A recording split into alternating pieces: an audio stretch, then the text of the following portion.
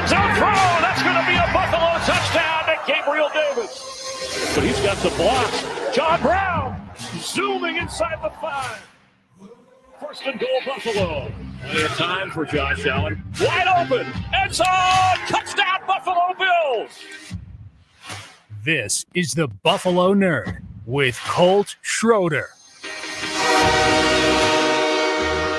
All right, what's up, everybody? Welcome in to the Buffalo Nerd. So this is the second episode of the Nerd, and for those of you that saw the first episode of the Nerd, you got to see me.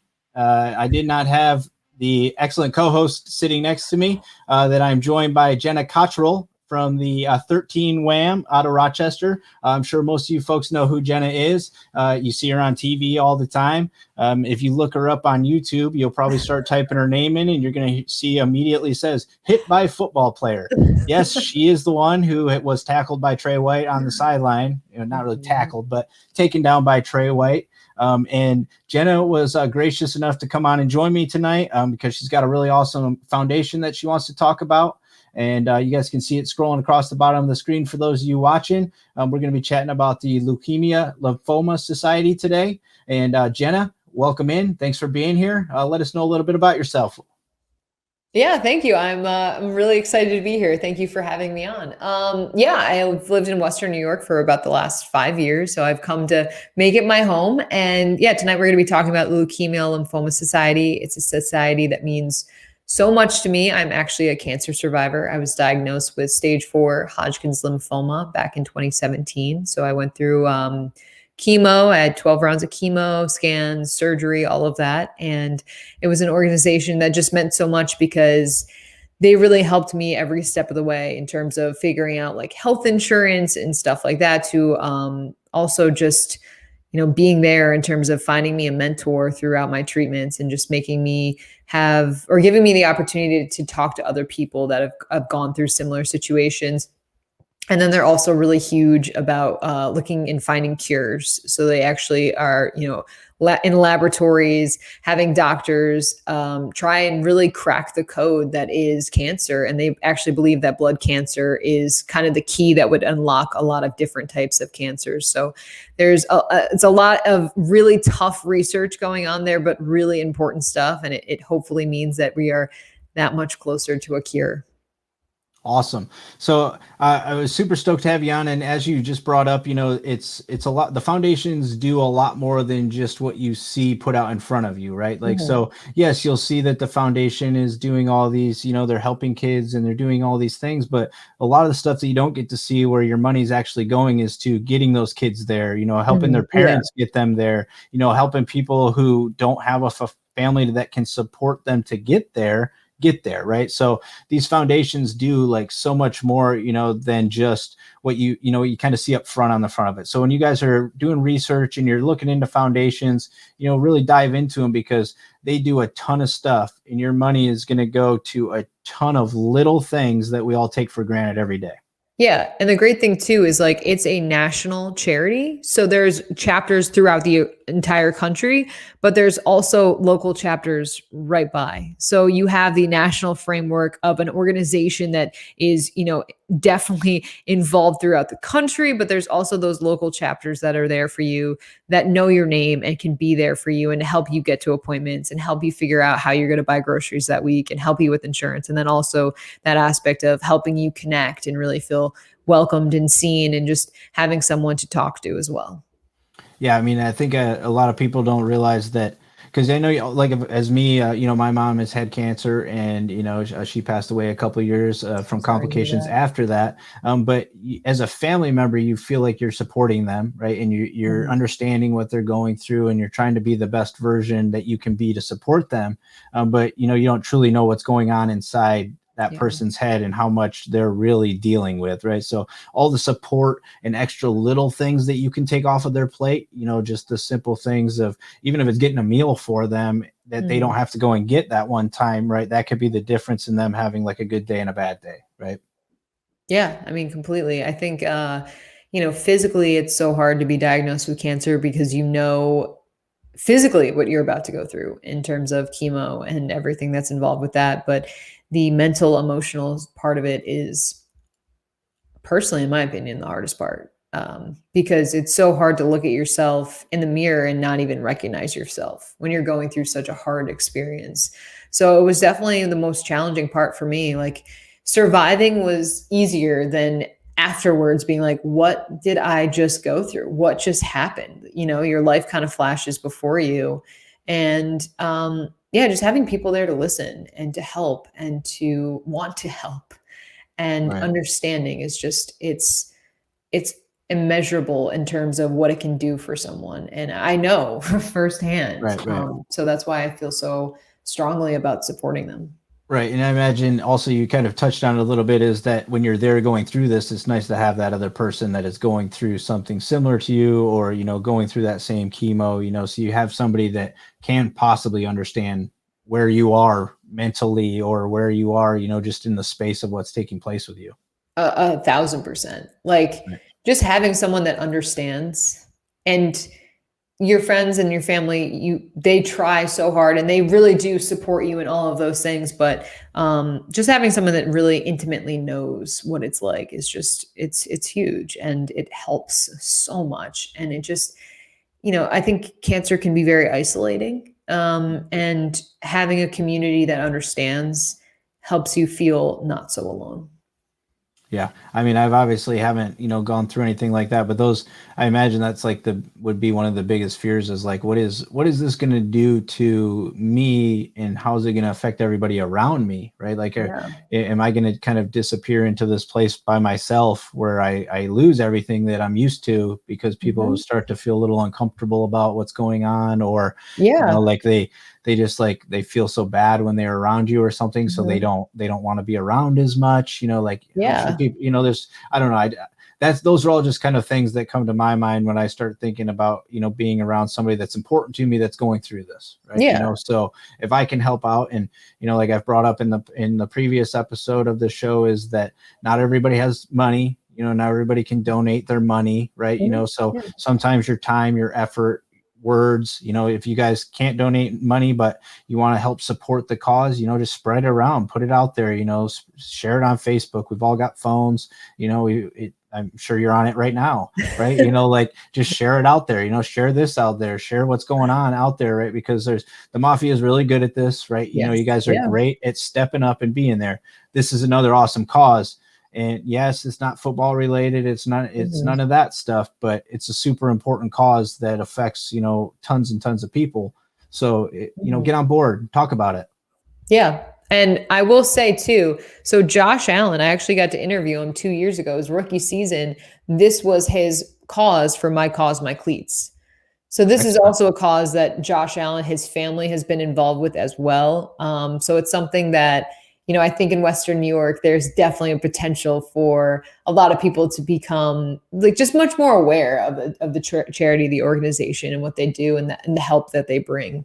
Right. Absolutely. I mean, that's the whole point of what we're trying to do, with the show and everything is just, there's so many awesome things going on every day. It's almost impossible to get out in front of them. And it's a lot of places, they have a hard time getting it out to people. They think it's only something that they should put out to their local community or the area closest to them, when realistically this stuff's everywhere. So, it's not isolated to one state or any of that kind of stuff, or one country for that matter. Right. It's everywhere. So, and the Bills Mafia is international.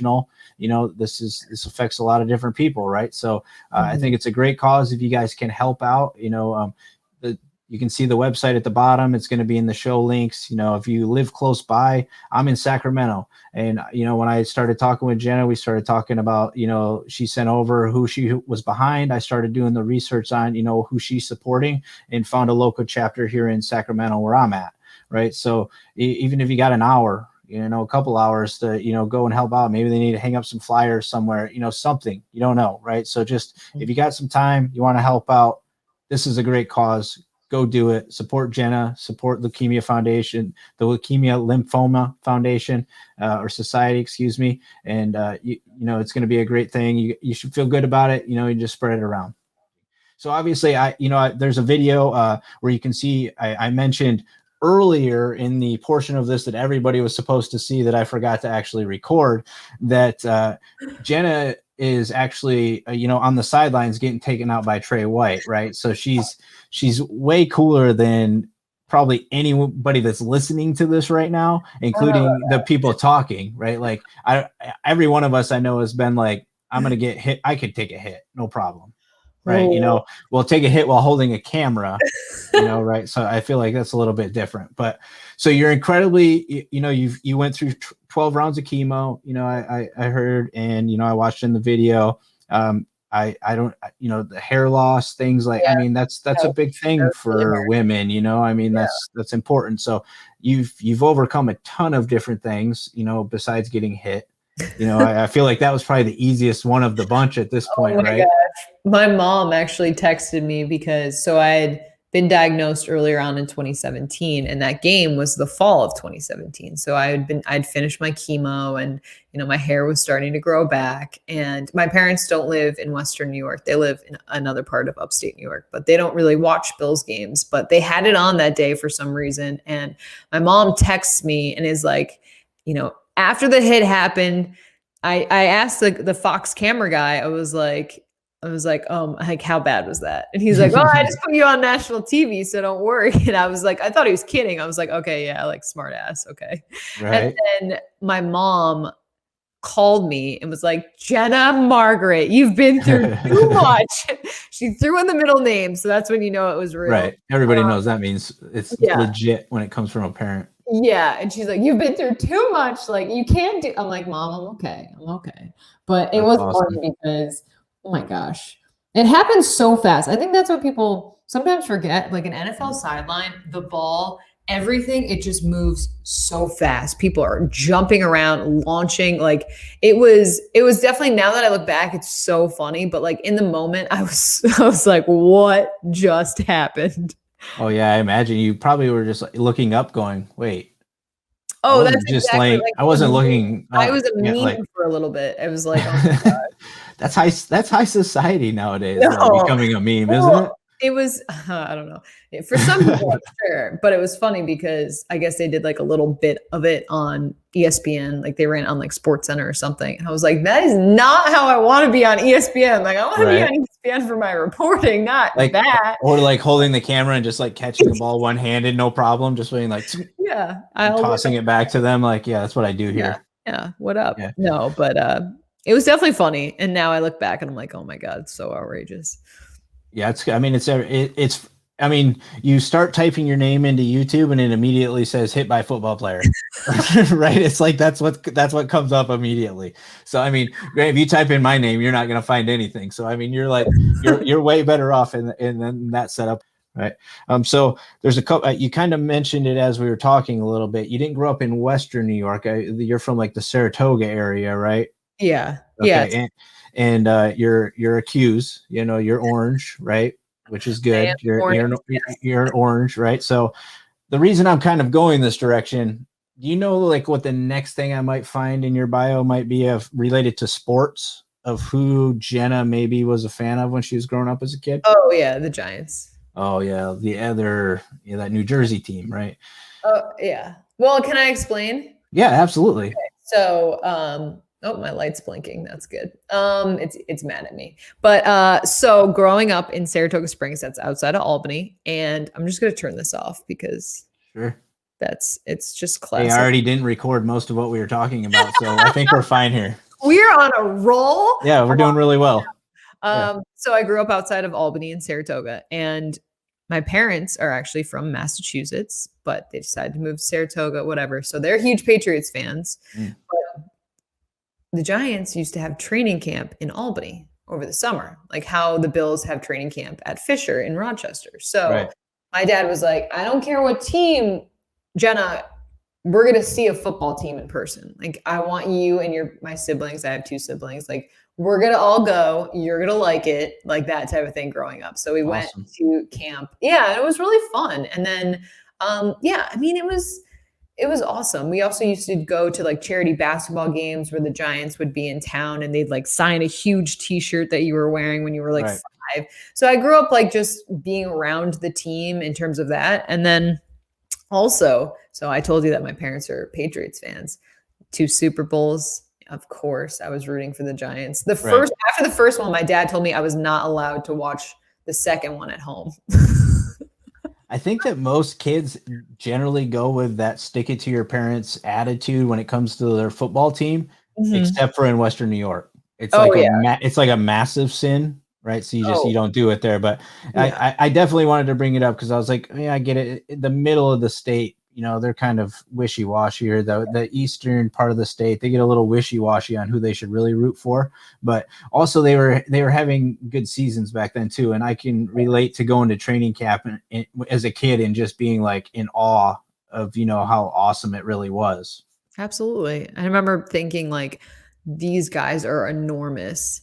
And now I go to camp and I'm like, these guys are enormous. Right, they're still enormous. They're huge. Yeah, Like the O lineman, D lineman, I'm like, oh my gosh. yeah.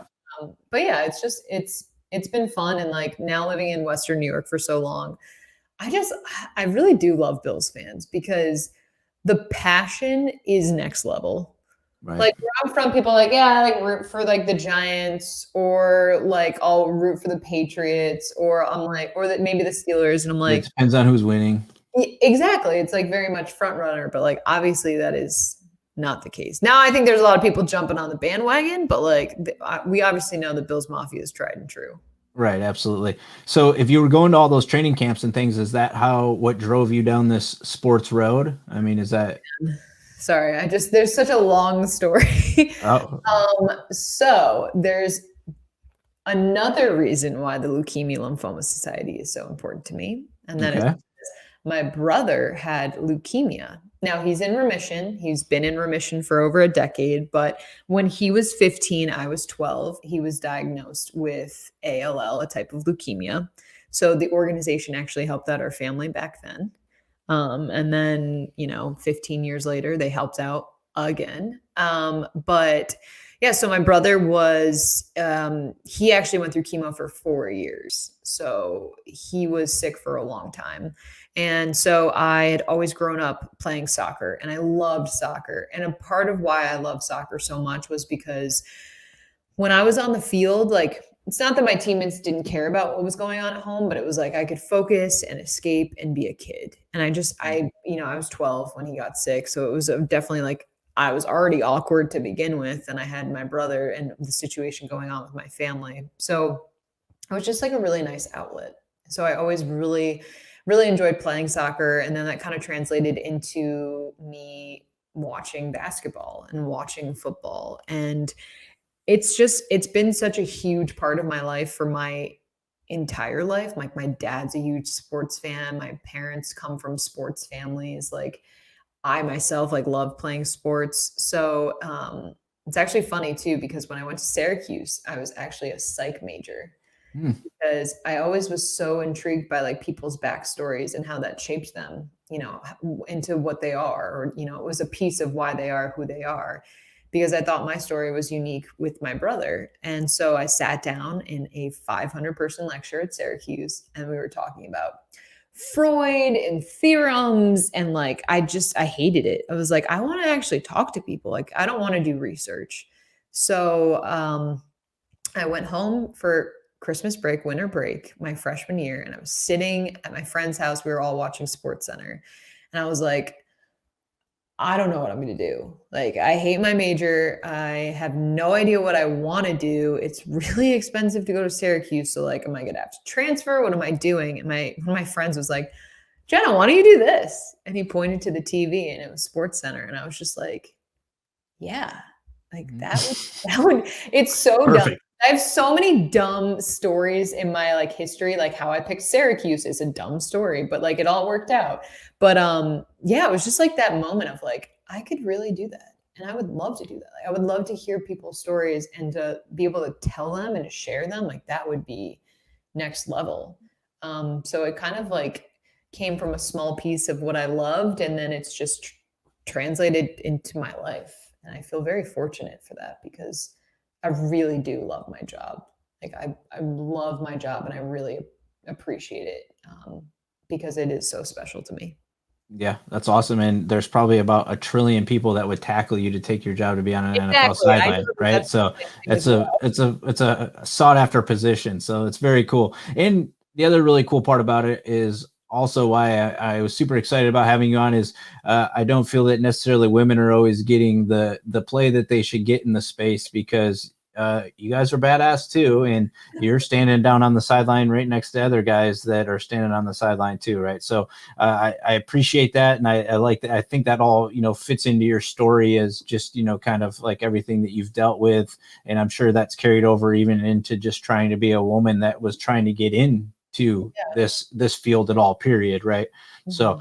super inspiring. I mean, I mentioned it like before in the unrecorded version of the podcast that she's a badass. She's done a lot of great things, and check out the society, support her, follow her, do all those great things, because she's really awesome. So I also doing some research, she just had a birthday, so happy I late did. birthday. Thank The end of January you had a birthday, so happy birthday.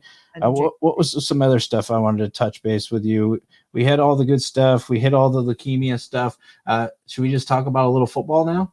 Yeah, let's do You it. do know football. I mean, you're I like, do. I know. yeah. I know just a little bit. I kind of thought you did. That's why I figured I'd ask you some questions about it. So you kind of touched on it a little bit earlier on, just like how almost like the Bills Mafia has won you over since you've been here. Mhm. And then you've been gradually, since it's 5 years now, you've got to actually see the Bills like really turn this around, right? In a short-term time, we've turned into a legitimate contender, I feel, Mhm. for the foreseeable future. So, kind of what was it like, like what are the folks over at the 13 Wham, the sports guys, like, what are you guys chatting about over there? That's like, like what's going on? Like it was an exciting season, but what was the feel like from everybody there? Yeah, I just think for us, it was kind of throughout the season, there were points where the team would have a game coming up and we'd be like, they're gonna lose, right? Like I feel like there were questions about the maturity of this team, especially with all the primetime games. And I say that as not having the foresight of wow, they clearly did have the maturity. But I felt like we've seen Bills teams in the past have letdowns throughout the season. We've seen like, oh, that was a Billsy loss. I mean, everyone knows what that means in Western New York. And Mhm. just to see the way this team evolved this season. I mean, if you were to tell me in September that they were going to be in the AFC Championship, I would have been like, okay, sure. And then to see the way that Josh Allen improved and what Stephon Diggs meant to him, and to also see the evolution of the defense. And obviously, they did not have a great start to the season, but to see where they ended up. Um, yeah, I just think that speaks to the process so much. And I feel like the process is also like a little ahead of schedule, even to the point where there are expectations, real expectations on this team. But I also think this year was so important to just kind of get the monkey off the back in terms of finally winning a playoff game. Right. Being able to have Josh have a 300-yard game, which sounds hilarious now, but Right. coming into the season, he did not have that. Yeah. It was a thing for a long time. It was a thing. And there were so many question marks about Josh. Could he hit the deep ball? Could he work on his intermediate passes? Like, Did is he his not throw the accuracy? ball 100? I was gonna say, is his accuracy going to improve? And I think he answered those this year. So I think it bodes well for the future, but I also think that the NFL is not for long in terms of the windows that teams have. And even I look at the Chiefs, obviously they're a dominant team, but what it takes to win a Super Bowl is a lot. It's So different. Yeah. just been there before doesn't mean you're going to get back there again. Yeah, I actually feel like I was like, because of how successful we've been, and you just kind of mentioned it, that the process I feel is accelerated as well. Like this isn't necessarily where we are anticipating we were going to be. I felt like this was also, we were building like a team that was going to be like just a consistent contender for like 5 years as far as winning the division and doing those things. But now it almost feels like we're going to have to shift into overdrive and be like, do we only have like a 2-year window to legitimately win a Super Bowl? Right. Like, because the NFL is like that. Like, Yeah. Patrick Mahomes could come back next year and just be lights out, which I'm not a big fan. So I don't believe that's going to happen. But besides that, it's possible. But, Tom Brady's coming back for another year. Yeah. There's just, Where's Deshaun Watson going to go? Exactly. Like, question mark. What's going to happen? Is Trevor Lawrence going to truly be any good in the NFL? Right. Yeah. So you don't really know what it's going to look like. So I feel like it almost forces you to accelerate your plan of saying, you know what? We don't want to just consistent. Let's go try to get one. Yeah. Right? Like, I feel like that's what the Rams did, right? Like with this deal, like they could be in big trouble in 3 years with no picks and nobody wanting to play there anymore because they're terrible. Well, I think that is one thing where Brandon Beane and Sean McDermott are so on the same page that while I think they will be aggressive now, I think they do always have the future in mind. Like, they're not like the Rams that are kind of mortgaging everything on this window, which I get, like, hey, scared money doesn't make money. But at the same point, obviously it's a situation of you're going to have to put up results and big results for that to be worth it. But for Brandon Beane and Sean McDermott, like, I think they've just done a really great job. Here's where I get nervous. This roster is a couple players away from being a Super Bowl team. When you look at how this year ended, that's hard. It's not like a couple of years ago where you just put the roster down to the studs. You can add some pieces, see if it works out. Like, you were a couple guys away. And because of that, it just makes it challenging because there's the room for error. The margin for error is so much smaller than it was a couple of years ago. I don't even know that we were truly a couple guys away this year. I think we were a bad performance away from truly being there because the Chiefs, I didn't even feel like should have been there. They snuck. If you went back and look, I was talking trash about the Chiefs for like the last 5 weeks of the season. Like, they're terrible. They're not playing well. Oh, I completely agree. I had the question of, which sucks because their best game this season was against the Bills. Like, that's what I feel like, right? Like, they just magically showed up. I think that's definitely the case. I thought that there was no such thing as like flipping a switch. Like, I've played sports my entire life, and like, yeah, you can try to flip the switch, but like, just because you know how to do it and have done it in the past doesn't mean it's always there, especially with how poorly, let's be real, poorly is a stretch, but how inconsistent, or they were consistently inconsistent. Like, they would just let teams back into games, or they would have to have, throw something on late to win. Right. I feel very frustrated by the Chiefs, if I'm going to be honest. Yeah, I don't think they're good. It pisses me off that they were even there. They are good. You can't say they're not good. They're good. Well, I can. I mean, I can say it. It doesn't mean it's true, but I can say it. Objectively, that's not right. They are good. They're just annoying. Yeah, that's the better way to put it. It's annoying that they're there, and the other part that makes them even more annoying is how they responded to their loss. Right? If you listen to Kelsey like afterwards, and he said to Tom Brady that he thought he was going to figure it out. Like, so you went in the game with like no faith in your defense. Is that like what I'm picking up from you, what you're putting down right now? And then Patrick Mahomes is like, yeah, I mean, the offensive line, they decided to play a couple plays, and then the rest of the time they were just like, yeah, you just let them run through and hit them. It's like, you would never hear that kind of stuff coming out of this building. And I mean one Bills drive. Sorry, or this building. A matter of fact. Just say no. I agree. I think sometimes I get annoyed because after a game where Josh Allen played really well and things fell apart, he'll be like, I need to be better. Which I think that's what you want in your quarterback. That's what you want in your captain, a guy whose shoulders are big enough to take all of it, to wear the burden. But at the same point, like when I hear the Chiefs say that, I'm just like, okay, cool. Really? And and to me, they should have been like, okay, we'll see them next year. Yeah. Yeah, no, I agree. We'll see you next year. I think we'll be right back. To talk a lot of smack when you're winning is one thing, but like, you got to own it when you lose. And I don't think that they owned it, but I'm not really shocked. If you were to pick one part of the team that you could just say, I want to take this entire group and do it over, what group would you select?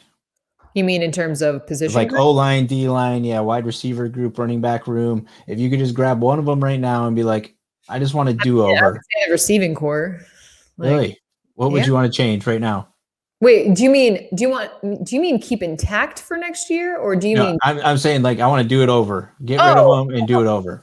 Not the receiving. Yeah, I was gonna say that's why I was like, oh really? Okay, let me hear this. This is gonna be interesting.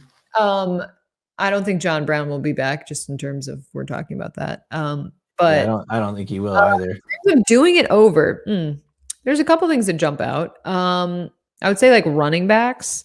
I think you saw in the Super Bowl how important having a reliable run game is.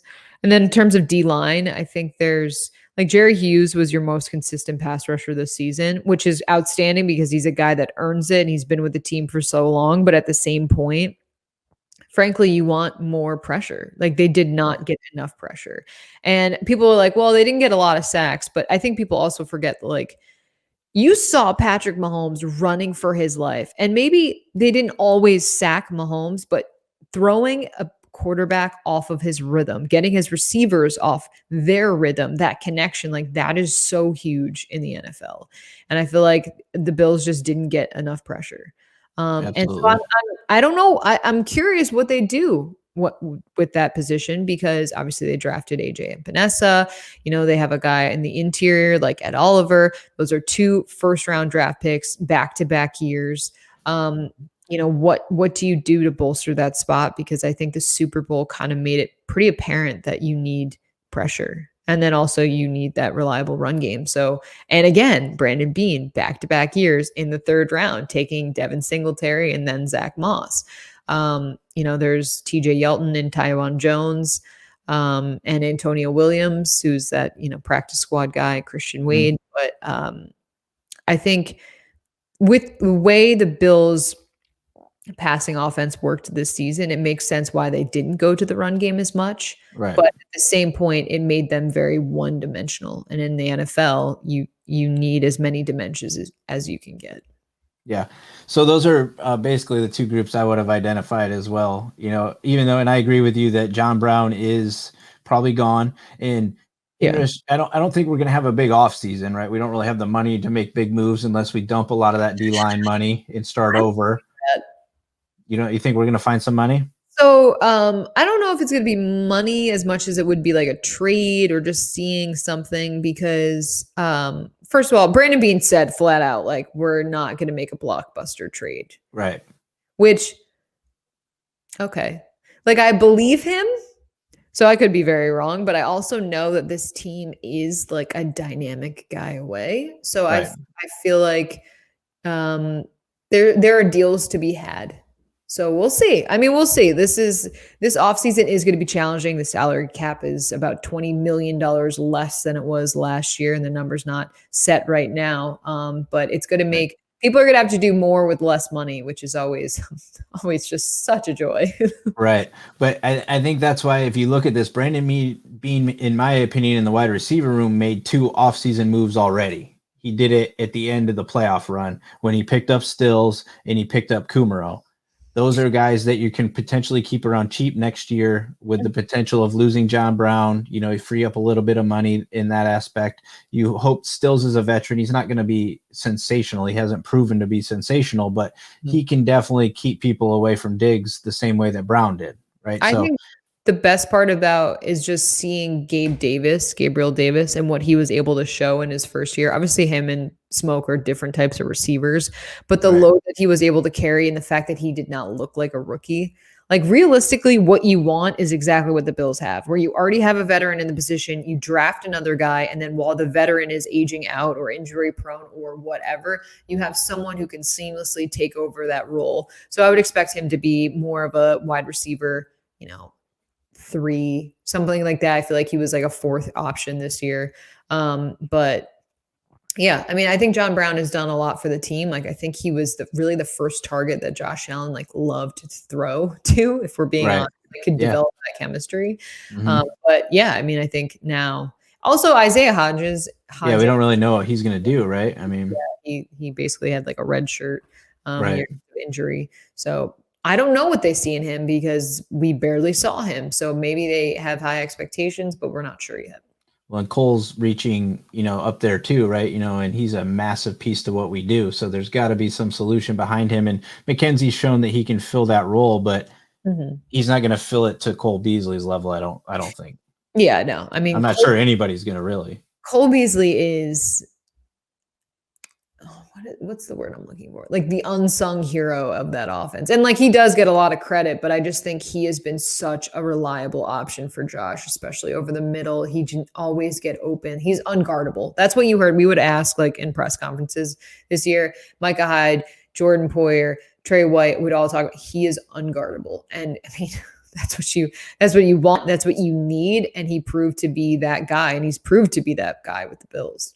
And he's had like, I don't know if you saw this thing floating around today. It was like he's had like the least fumbles out of the like most catches out of any wide receiver in the league. Actually, I had not seen that. I thought you were talking about the commercial where he says he puts pineapple on pizza. Yeah, right. He's good at a lot of things. And I don't know if you listened to his album or not. His wrap up. Yeah, it's pretty good actually. I believe it. He's very talented. He's like, when he came in from Dallas, like he seemed kind of disgruntled, maybe too strong, but like seemed like he was frustrated. And I think he really like figured out, just got off of social media and just did his own thing. And it's obviously shown like that's his authentic self, and he's really prospered. Right. Well, and he's capable of playing through, a broken femur or whatever, so like he's pretty cool, I'd have to say. I mean, like that's like last week, and I was so hindered by it. I was like, this dude played with a broken leg. That's insane. And he was super productive. Yeah. It's not like he was just running around doing nothing, right? He was super productive. So let's move to the running backs you brought up. So if you were to say right now, who would be RB1? Is it somebody in the room, or is it somebody we're going to bring into the room? I would expect for it to be Zach Moss. I don't know what they're going to do with this, because earlier on the season, we kind of thought it would be like a 1A, 1B, Zach Moss, Devin Singletary. Their skill sets are also different than what I imagined in the preseason. Like I thought Zach Moss was going to be like the thunder to Devin Singletary's light. But they're very similar in terms of their running style, and just obviously Zach Moss is more physical, but I think Zach Moss just showed more this year. If you look at Devin Singletary's stats, he has the same touchdowns as last year and about 100 less yards. But at the same point, it was so frustrating. And I know Bills fans were very frustrated on the field in terms of, I just think Zach Moss showed more. Now, TJ Yeldon, he actually had some big plays in that playoff game. In the AFC Championship, he made some plays, but I could see them kind of moving on from him and then bringing in a veteran to see. And I'm not sure who that would be. We also talked about having more of a pass catching guy. My boss, Mike Catalana, loves Naheem Hines out of Indy. He won like that. He was a wide receiver at school and then became a running back for those third down situations or in short yardage. But yeah, I don't know. We've also talked about could they possibly deal Singletary and put a package, to get up to trade up in the draft to get maybe a round or two higher. Take our 4th round pick and Devin Singletary, and we'll trade you for your 3rd. That's something to think about as well. They don't love to trade their guys, but I think, if I were Brandon Beane, I would be frustrated with Devin Singletary. Now, I also think of sometimes there is that sophomore slump. We saw Deion Dawkins take it in his second year, had a great freshman year, struggled his second year, and then obviously 3rd year, he was fantastic. So you always have to measure against that, and you don't want to see a guy you draft not pan out with your franchise and then go to another team and light it up. But yeah, I just think there will be decisions to be made. But right now, Zach Moss, he did impress me this year. Yeah, I was saying he was going to be the guy at the beginning of the season. By the end of the season, he would be the guy, right? He fits the mold better for what we need to do, especially later in the season when we typically, would turn into that run offense, right? So he fits that mold a lot better. 4 years at Utah, he plays in the snow, he catches, he does so many things. I really felt like he would be the guy, but I do think that Singletary has fallen into this role where I really only think he's kind of this pass catching potential back, and I don't really see another role for him at this time. Yeah. I thought about maybe a guy like a Mark Ingram, who might be a cheap veteran option, right? That could be more of a consistent threat, and still could teach Zach Moss how to be that guy. But that's interesting to think about, maybe if somebody would be interested in Singletary. I mean, he had a good season, and you could realistically look at this year and be like, well, he just never got a chance to get going. Yeah. Right? This team's always throwing the ball, right? Like they ran the ball so infrequently that it's, I mean, a lot of guys, you hear them talk about, you need kind of to get going. And right. Bills really didn't give their backs an opportunity to get going, which there's obviously some guys that can come off the bench and have that impact, but maybe that's not a guy like Devin Singletary. Right. And there's another thing floating around today that like the I think the running back with the most rushing yards in the Super Bowl, like the past 5 or 6 years, is paid under $2 million or something like that. Brandon Beane's going to look at things like that and be like, yeah, I'm not paying a running back any kind of money. Right? Yeah. Like why would I? I mean, the Cowboys are pissed, but yeah, I mean, it can be an organization killer putting that much money into your running back. Yeah, for sure. I think, like you said, you've seen it throughout the league. I think basically everyone but Jerry Jones got that memo. But you can have an explosive guy that you're not paying a lot, which we've obviously seen the position change so much. Like it's not that bell cow in terms of salary cap issues. But okay, I have a question, because you talked about how you thought Zach Moss was going to be a guy that would be the running back number 1 by the end of the season. Who do you think of? Way too early projections, but who's a guy to you that you're like, wow, I really think he's going to have a great season next year? To me, I think I was thinking about this the other day, actually, and I think it's going to be Ed Oliver. And I'm hoping that it's Ed Oliver because he, and I say that because he was a first round pick, but also because Starr should be back next year and he should fill the role that Oliver was trying to play this year. And he was not playing it well at the beginning of the season, but he was steadily progressing. At the end of the season, he was disruptive. He was at least taking on more 2 blocks, even if he wasn't getting there. So I feel like he may have got himself the knowledge of the game that he needs to play next to Starr now, eating up all those bodies. And then he just gets to truly go after it one-on-one. That's a really good point. Okay. I mean, we'll see. I didn't know. I think of like Gabriel Davis as that guy in my eyes. I have a little of that sophomore slump thing that always sticks in my head, so I stay away from guys like. So that's what concerns me about the running back room, right? If we're saying Singletary may slumped, so we're going to hope that he plays well, and then we're going to put Moss in the potential slump, and then at that point, I feel like we should just let TJ Yeldon roll out there. I mean, there's a reason. I think there's definitely something to be said about that for sure. Right. I mean, Yeldon, like you mentioned, he came in that game and he closed that game out realistically with the 2 10-yard plays that he had, changed the entire feel of what was taking place at that time. And I think McDermott keeps guys around like that. Like if you go back and look the trash I was talking about Trent Murphy at the beginning of the season, like I wanted nothing to do with him, nothing to do with Trent Murphy. And then we paid him $10 million to sit on the bench. Yeah. That's tough, right? We can't do things like that. Right. We can't do those things. I love Tyler Croft, and I actually thought that at one point he would be the right guy. And I actually thought we might keep him around at a cheap number if he was willing to stay this year, because he truly hasn't been beaten up in the NFL. And he knows the system, and he's part of the team. His wife's great in the community. His family fits the community. I mean, there's multiple of other pieces to it. Right. But to me, it's one of those things where I feel like we've missed in the running back room somehow. It's interesting, and you can tell that Beane feels it because he chased Bell a little bit. Like you could feel like he was looking for that piece, like he just knew it wasn't there, or we were doing way better than he thought. So he was like, wait, give me that guy that can help me finish just in case. Yeah. No, I agree. I mean, I think there's obvious room for improvement in the defensive line play in the running back room. And also you did mention tight ends. Like that's another spot where Dawson Knox there's pressure now. Before it was like, all right, let's see what we have. Hey, he's a young guy. He's still developing. But when you enter this part of your career, it's like, they need to know. And it sucks because first of all, he's super nice. Like that is one thing, like when the Bills are such nice guys that you root for them because you're like, yeah, like you're just really nice. Like I hope you do well because you're kind. Right. And, you don't want to see like jerks and be like, oh, great. Yeah. Sweet. You see how much incredible tight end play can do for your game. And I think of the Chiefs with Travis Kelce. But yeah, I feel like Dawson Knox does all the extraordinary things pretty well. And then like the routine things he really struggles with. Yeah, it's interesting that he has such a hard time with that. Like he'll make a one-handed grab, no problem. Just You hit him right in the chest, and he's like, "Whoa, hey, yeah. wait a second. One more time. Why'd you throw it right in my chest? Like, I don't know how to catch that."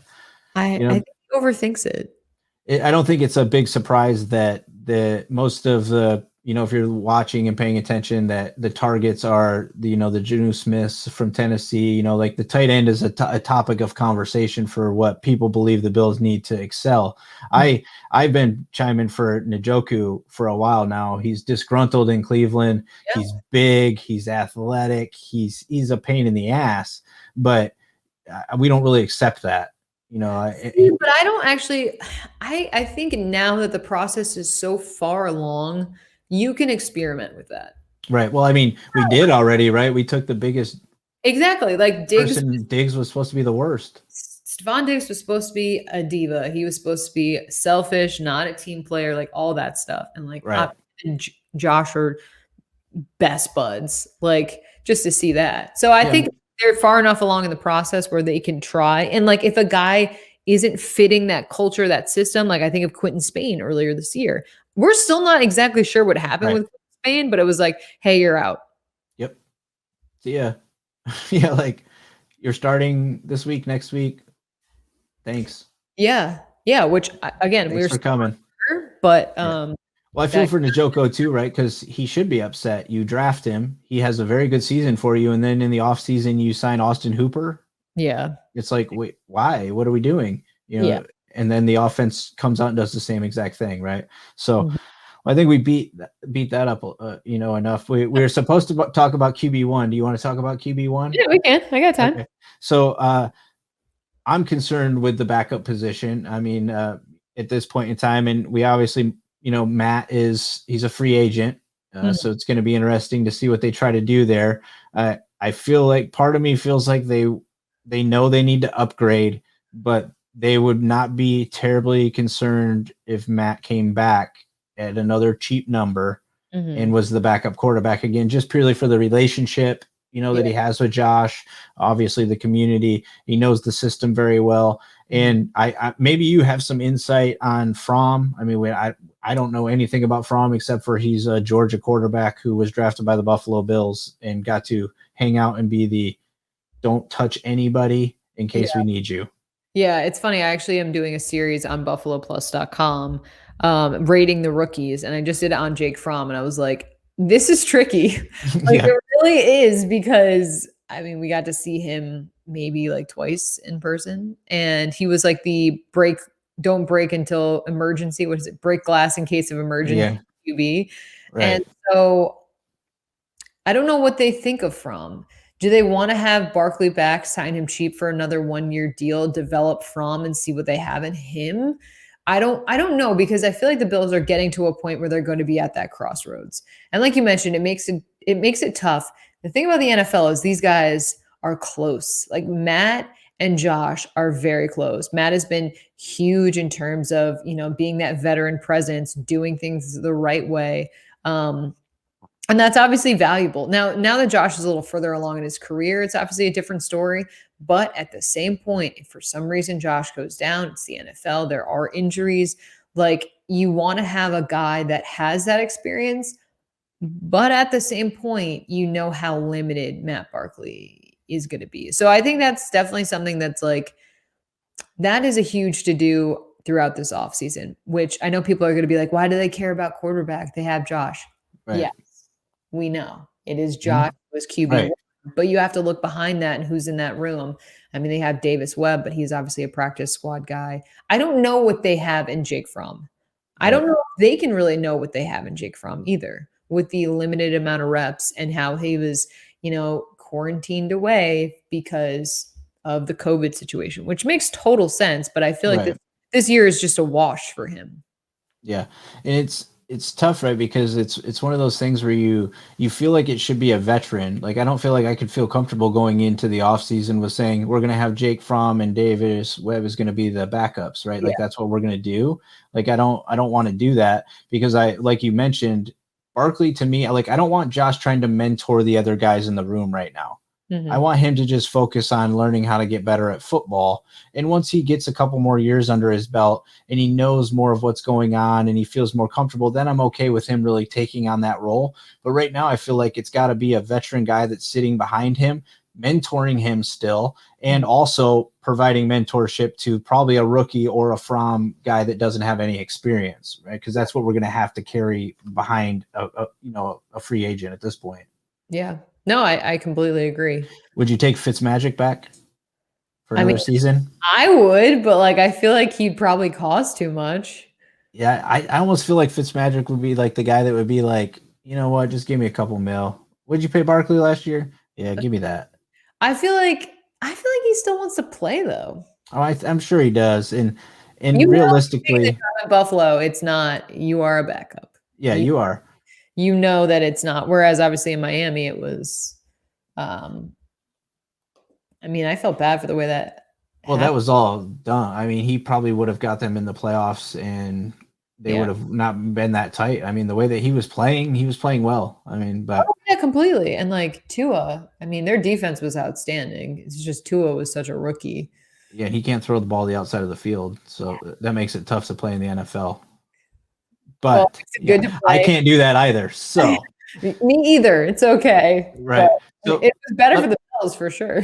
right. Let me ask you, if Sam Darnold somehow just slips into free agency and he's available, would you bring him in as the Bills backup, or a Mitchell Trubisky if he somehow just slips into the abyss where people are like, yeah, I can't see, this guy's terrible. He's had so many opportunities, but would you bring him in as the Bills backup? No, I wouldn't No. personally because I feel like they're too close in age to Josh. Mm-hmm. And we've seen, I think Darnold will get another shot. I don't know about Mitch, but I feel like if you were like, what I say that, like, but what is the difference between a Mitch Trubisky and a Matt Barkley in terms of on field play? Like, Just the ability to run around. yeah, but I feel like at that point too, like you have Barkley and his relationship with Josh, him knowing the system so well, him being probably pretty cheap, and the level of play. Like I do think Mitch is a better player, but at the same point, I feel like they're protecting Josh at all costs. I really think Right. like they don't want anything. They don't want Josh to at all think like, oh, why is this guy coming in? I think Mm-hmm. they want to keep it as, hey, Josh, you're our guy as much as possible. And I feel like with Mitch Trubisky, it might be like I mean, everyone would know Josh would be the starter, but Right. But I don't still, know. I also could see like I bet you Mitch wants the opportunity to start. right. I Right. could see that. I'd be like, yeah, screwed me over in Chicago. Chicago. Yeah. But yeah, I don't If know. I was gonna have to choose one of them, I would take Darnold. Mitch, Yeah, I've seen Mitch play with a great wide receiver in Allen Robinson and not have success. So there's no way that I would believe he'd be able to come over here and magically have success, right? yeah. Darnold, I don't think he's ever had the opportunity to throw the ball to anybody that could actually catch it. I mean, yeah. I mean, if you gave him the players that we have, you could potentially. I mean, he's used to playing with talent, right? Yeah. I mean, like in really good talent, So, but it's just an interesting because he and Josh are like really good buds too, right? So it might be another interesting combination. But I do think it has to be a veteran in some form or fashion, just to sure things up. Battle the storm of Josh. Fingers crossed, knocked on wood. Like if something terrible happens, that they can weather the storm. Yeah, I completely agree. And also, like I said, like I think Darnold wants to start. Like I Yeah. don't blame him. I feel like you said, like you really didn't get a fair shake in New York. And if I were him, I would want to see what I could do and where I could go because so much. I know it's so funny because on draft night, guys are so excited to go to certain teams and everything. But I'm like, that makes up such a huge part of your career is where you first start. And obviously guys can kind of get past that if it wasn't a great start, but like for Josh to go to the Bills and everything they built around him, like he's very lucky. He had to develop and that's on him and all of that, but like I think of New York and like the situations how it could be worse. Right. Well, and it's funny too, because it's almost like when you're the guy up top, yeah, you get all the money up front, but Mhm. you're probably going to a train wreck. Yeah. Right? The guy that's getting drafted at 32, he's playing for the team that was just in the Super Bowl, Mhm. and he's learning how to be a pro from a Yeah. team that just played in the Super Bowl compared to this guy that may be fighting for his life, with the Jacksonville Jaguars, like just praying to God he makes it through the season. I mean, Joe Burrow, I thought, had a phenomenal season, but if you watch those games, he was getting destroyed. I mean, Yeah. getting killed. He was Like, running around for his life. And that too, all the expectations that come with the top pick. right. Like I think of Baker Mayfield. Baker Mayfield was supposed to be the savior. Obviously, things turned around this season. They got to the playoffs. They have Stefanski, but Well, Coach of the Year does that for you. yeah, and also the Browns winning. Like, what's going on? The Browns winning. We were this close to a Bills-Browns AFC Championship. That would have been 2020 in a nutshell. I wanted that. I thought this was like the year of destiny. I really did. It was like a fumble away from that actually taking place. Yeah. I mean, realistically. Oh my God. So it makes me happy because I'm annoyed by the Chiefs as well. And look, I know they're really talented and I know they're very good, but they do annoy me. So it always makes me feel better when I hear that other people are annoyed by them as well. Yeah.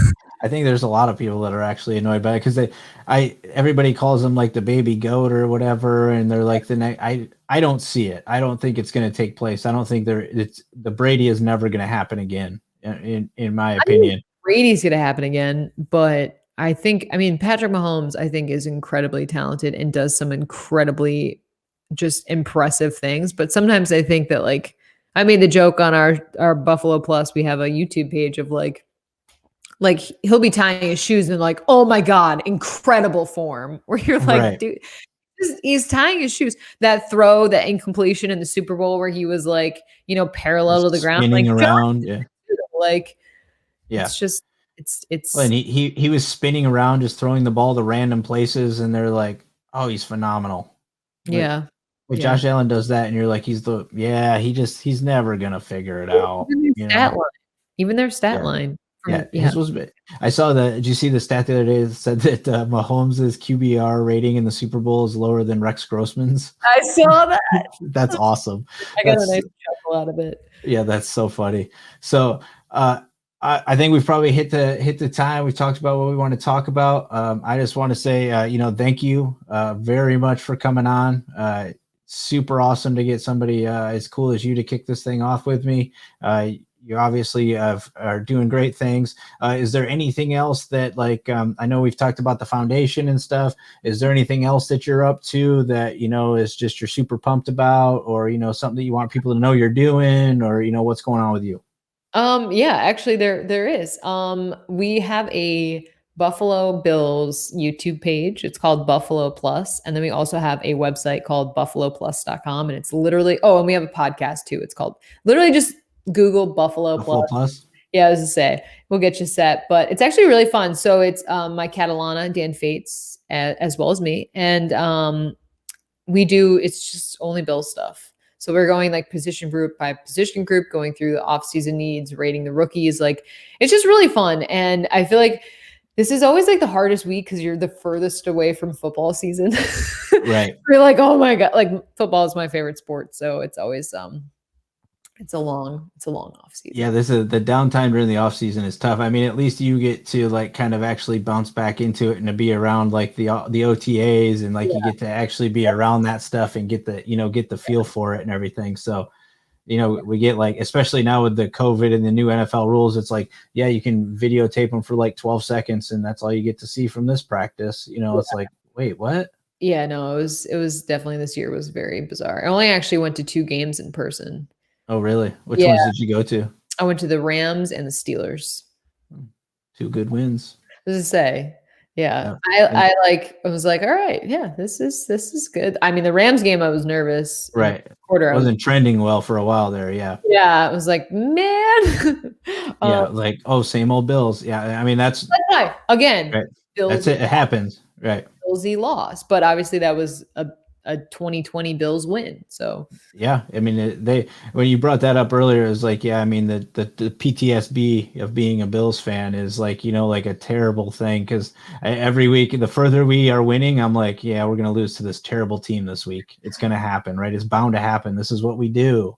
Right. But I truly finally, for the first time in a very long time, like, and you can probably, there's people that have vouched that'll say like my demeanor during games is completely different because I just feel like, you know what? Yeah, we're going to win. Like it just feels completely different now, you know, where it's like, no matter the situation, it's like, you know what? It's okay. We're going to win. Yeah, I completely agree, which again, like earlier on in the season, I was like, there's no way, but it's just a different feel. There's way more confidence, and you've just seeing how much the team has grown. It's like, and seeing how much Josh Allen has grown. It's like you can actually legitimately feel confident as opposed to like, no, like they're gonna win, like right, yeah, like, maybe no, they're gonna win, like they can bounce back. It's fine. Fourth quarter, like Josh Allen can be very clutch. I think like in the playoffs, he did struggle a little bit, but at the same point, fourth quarter, the Bills are down. Like I trust Allen to at least put together a drive. Like maybe I expect them to win and to score, but at the same point, I at least have confidence in his ability to make a play or to have someone get the ball to someone that can make a play. First two series, I look at his eyes, and that tells me what we're going to get from the game. I know, it's actually so true. I feel like he's sugar rush high. He gets like amped up sometimes, and you just see it. And he's like fast. He's fast. And then sometimes he comes out, and it's just like, yep, it's on. I know. It's funny. Sometimes I feel like before the game will start, I'll be like, all right, I think Josh Allen's feeling pretty good today. Like sometimes he's worried.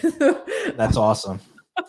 I mean, I've only ever like interviewed him. I've never like this is just based off of me being like, if I were him, I would be worried today. Right. Well, I mean, you're playing some of these games or just the situations you're walking into, right? It's like everybody's doubting what you're capable of doing. It's tough to expect somebody to stand up and be like chilling. I mean, he switched up to Sinatra this season, you know, like whatever it is. I mean, if we get him eating avocado ice cream, then who knows what's going to take place.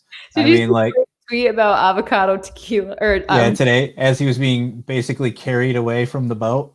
Yeah, as much as I dislike him, and I know you and I had like emailed back and forth, and I said go Bucks before the Super Bowl, and I said that felt gross. You know, I said that to you immediately afterwards, and you were just like, oh, I feel the same way. Yeah. Like, you don't want him to win, but in that game, I wanted him to win. I did not want Patrick Mahomes to win that game. I did not want Patrick. I didn't want. The only thing I was truly disappointed about was I felt like it was a super poor performance for the AFC. Like it looked kind of trashy for the AFC. That's fair, but I also feel like the AFC was so much better this season. Like I just feel like they just didn't play well. But top to bottom, the AFC was better. Yeah, for sure. Yeah. I mean, the 11-win Dolphins didn't make it. Like that goes to show. But yeah, I felt the same way. I think of it as like Brady and Belichick for so long. Like Brady was frustrated, and I'm like, you know, I've had a bad boss in my life. Like I want to see that guy do well. Right? It's like, if that's truly what it was, it's like, yeah, just go whoop them, take everybody down, go. The best part about the whole thing was you saw him throw the trophy today too, right? Like, yeah, just like he does whatever he wants now, and his daughter's in the background with common sense, like, no, don't do that, you know. And he's just like, yeah, whatever. You know, one of those guys will catch it. So they did though. They did, yeah. I thought somebody was going to catch it to the face, right? And then you're going to be watching some guy bleed down on the side of his boat in the Super Bowl party. You know, that is my goal. I want to cover a Super Bowl party. So my birthday is at the end of January, and my goal is to one day cover my team that I cover like throughout my birthday. Well, I think if you stick around in Western New York, you're going to probably have an opportunity to definitely be at a Super Bowl and see this team. 2 Super Bowls, but I've never been to one like to cover. Sorry. I was very appreciative for it. We went last year in Miami when the Chiefs won, when they beat the 49ers. And then I went to Super Bowl 50 in San Francisco when Sean McDermott, that was the first time I met Sean McDermott, was defensive coordinator for the Panthers. The Panthers ended up losing to Peyton Manning and the Broncos. But yeah. I'm okay with the San Francisco 49er loss too, because I'm in that area and they are the most bandwagon fans on the planet. Really? So I'm okay when they lose, but I'm super jealous you've been to 2 Super Bowls and you just continue to get better as the show goes on. So I know, but I really love it. Like that probably means absolutely nothing, but it's fun. I really appreciate it. So there's that. So In closing, if you want to catch up with Jenna, you can find her on Twitter. If you want to support the cause, the Leukemia Lymphoma Society, we'll get it right one of these times. Go check out the website. It's down below. It'll be in the show notes. Go donate, help out if you can. Here's everything that Jenna's got going on. She just talked about the Buffalo Plus. We can check them out on YouTube. I went through and checked out the website today as I was reading some of the stuff. So there's a lot of good stuff going on. She's awesome. So go check her out. She's doing a lot of cool things. So Jenna, thank you very much for being here tonight. I appreciate all your time. I know it's late over there on the East Coast. Okay. So thank you very much. Anything in closing? No, I just really appreciate the time, and I always love talking Bills. So if people have any questions or comments, whatever, feel free to, that's my Twitter handle down there. It's my Instagram handle. It's basically, if you're looking for me, just look at my name. But yeah, I really appreciate it. And I had a lot of fun, and thank you so much for letting me talk about the Leukemia Lymphoma Society. It means a lot to me and to my family, and I know to a lot of families out there. So I just really appreciate the time, and thanks to everyone for watching or listening. Awesome. Thank you very much for coming on. And of course, it's got to end with the Go Bills. Here's all of Jenna's information if you're looking for. It's everything you can find from the LLS Society. And thank you guys very much for being here today. Thanks for joining us for this episode of The Buffalo Nerd with Colt Schroeder. Before you go, make sure you hit that like button and subscribe so you don't miss any future episodes. Find Colt on all social channels at The Buffalo Nerd and at thebuffalonerd.com.